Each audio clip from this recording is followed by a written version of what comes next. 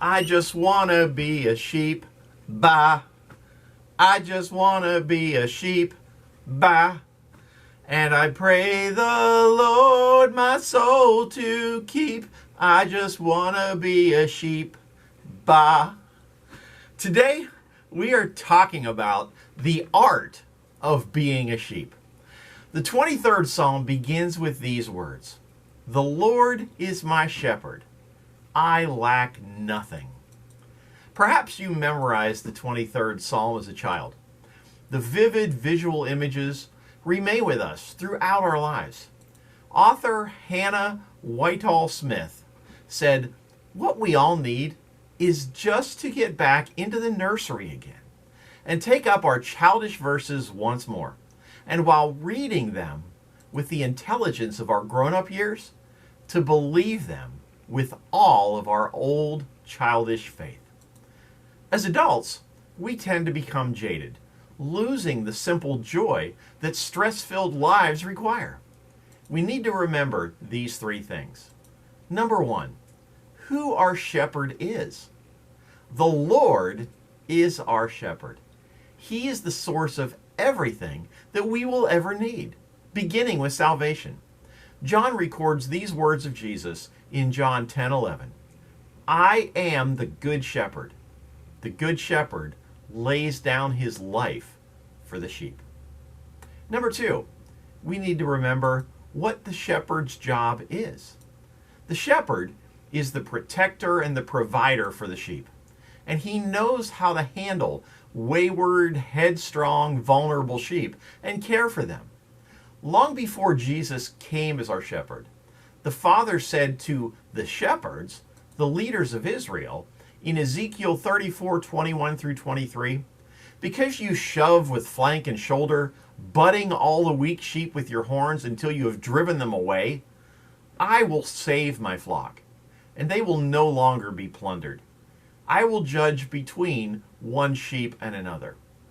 I will place over them one shepherd, my servant David, and he will tend them. He will tend them and be their shepherd." And number three, what the sheep's job is. The sheep's responsibility is to simply trust the shepherd completely. Attempting to do the shepherd's job will exhaust us and defeat us. We must believe with all of our childish faith that Jesus is a dependable, committed, and capable shepherd, and then act like we believe it. Knowing that his goodness and mercy will follow us all the days of our lives lifts our present worries and dispels all of our future concerns. And after we know who the shepherd is, who our shepherd is, what his job is, and what our job is, then we need to know two more things. Number one, our shepherd's character. Jesus distinguished good shepherds from bad ones. Going back to John chapter 10, let's look at verses 11 through 16. "I am the good shepherd. The good shepherd lays down his life for the sheep. The hired hand is not the shepherd and does not own the sheep. So when he sees the wolf coming, he abandons the sheep and runs away. Then the wolf attacks the flock and scatters it. The man runs away because he is a hired hand and cares nothing for the sheep. I am the good shepherd. I know my sheep, and my sheep know me, just as the Father knows me, and I know the Father. And I lay down my life for the sheep. I have other sheep that are not of this sheep pen. I must bring them also. They too will listen to my voice, and there shall be one flock and one shepherd." Bad shepherds look out for their own interests, not for the welfare of the sheep. They are unreliable, and when a threat arises, they abandon the flock. But Jesus said, "I am the good shepherd." What makes him good? The good shepherd gives his life for the sheep. Their needs and their security come before his own, and if necessary, he will die for them. And Jesus knows his sheep, and his sheep know him. Jesus knows each of us individually and desires an intimate relationship with each of us. Verse 3 tells us, the gatekeeper opens the gate for him, and the sheep listen to his voice. He calls his own sheep by name and leads them out. He calls each of us by name, and we can trust him and follow him wherever he leads, because we can rely on our shepherd to protect and guide us. Secondly, the sheep's condition is the shepherd's business. He can't be a good shepherd if his sheep's needs aren't being met. Sheep don't know the path to the pasture, the location of the watering hole, or the strategy for their own safety. But the shepherd does. His sheep believe in him, rely on him, and follow him.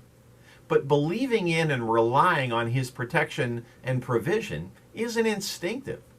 It's the only decision that we make, an act of our own will.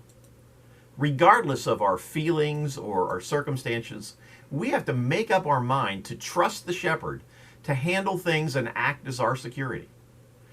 When you turn your worries and your concerns over to him and rest in his goodness, he fulfills his promise that you will lack nothing. So remember who our shepherd is, that Jesus is not only the good shepherd, but he is the best shepherd, as he protects and provides for us, and that our job is to trust him completely.